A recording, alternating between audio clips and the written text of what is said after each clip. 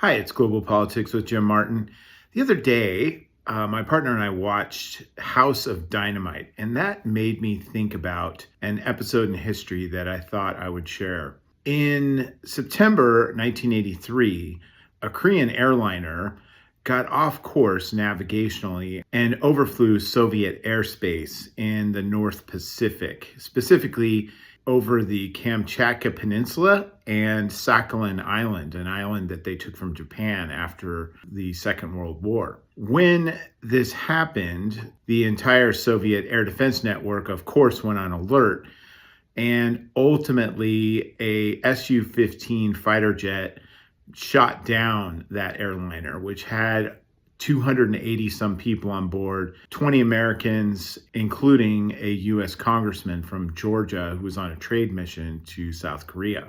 This was an incredibly tense time. It reminded me a bit of the circumstances of House of Dynamite a little bit. Provide some context here.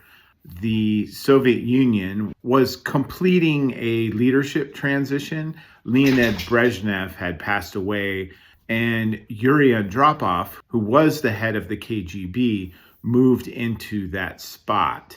And he was highly suspicious of the West. Ronald Reagan, of course, was president of the United States. We were in the midst of a large-scale military buildup to counter what were perceived as Russian aggressions, invasion of Afghanistan, so forth and so on. One of the things that we were doing during that period of time was to aggressively pressure Russian air defenses. And specifically, we were doing this in the North Pacific during that time frame. How you do that is you take off a whole bunch of planes off aircraft carriers, which were located in the North Pacific Ocean, and you fly directly at military targets within the Soviet Union. So you fly directly at them. That forces them to turn on a variety of radar stations and things for air defense. You have other planes that are flying around that are picking up those signals. You intercept communications and all this stuff, and you get an idea of how they would react if it was really a war. Of course, before you even get really close to anything, you turn all those things around and come back. But they'd been doing this multiple times and being very aggressive in their maneuvers with the ships and everything else. There was a lot of noise at the time saying that the Korean airliner was actually a spy mission. It completely wasn't. That's proven by the fact that the Russians stole the flight recorders that were at the bottom of the ocean and turned them over in the 90s after the fall of communism. And that completely exonerated that. It's just pure navigational error. So we're in the middle of the height of the Cold War with two leaders that are very suspicious of one another. They've been doing some missile testing in the area too, which raised the threat levels. They also had a number of damaged radars, weather stations, things like this. So they weren't in the best shape either. Being a top-down sort of government, everything has to go through senior people at the top. So communication is a challenge. This is pre-internet. They're talking on phones using secured lines, of course, but even so, this is a difficult situation to sort out. In some way, shape, or form, the Soviet fighter pilot got the instruction to tail the aircraft and to shoot it down. And that's exactly what he did. And that guy survived and gave some testimony later on. The other context of this is there was a spy, a Soviet spy in the U.S. Navy, John Anthony Walker, who was a very chaotic human being.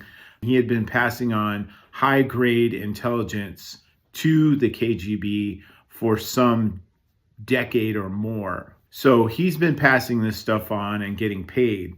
What ended up happening was sometime in 81, 82, the FBI realized that he actually was a spy and started feeding him information which appeared quality and appeared correct, but was not. The information that they were feeding him to pass on to the Soviets, the idea is you see what they do once they get this false stuff, that the United States was definitely thinking about a preemptive first strike on the Soviet Union to take them out. When you think about that information being fed to them through a spy who had previously been very reliable and had passed on high-grade information, in the context of U.S. naval operations in the North Pacific, you can see why they would be on a trigger's edge.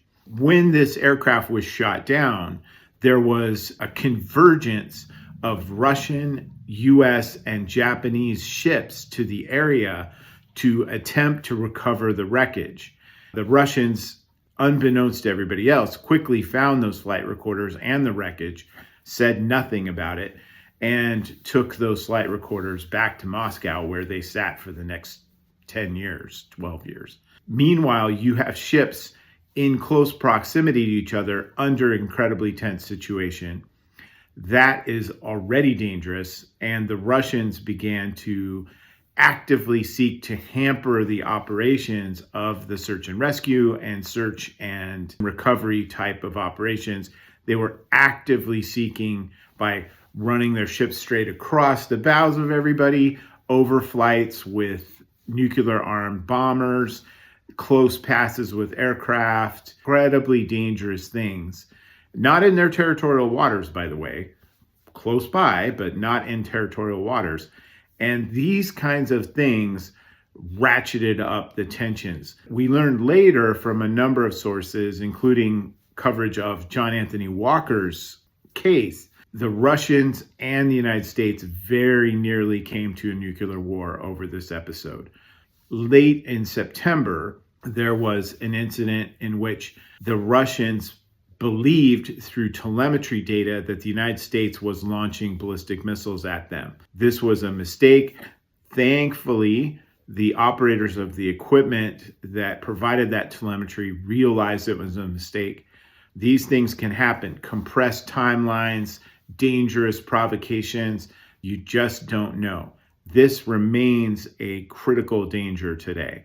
One positive outcome of this is that GPS was a military technology prior to this episode in 1983. Afterwards, Ronald Reagan made that GPS commercially available, thus eliminating the potential for these kinds of navigational errors to happen in the future. I hope you enjoyed that.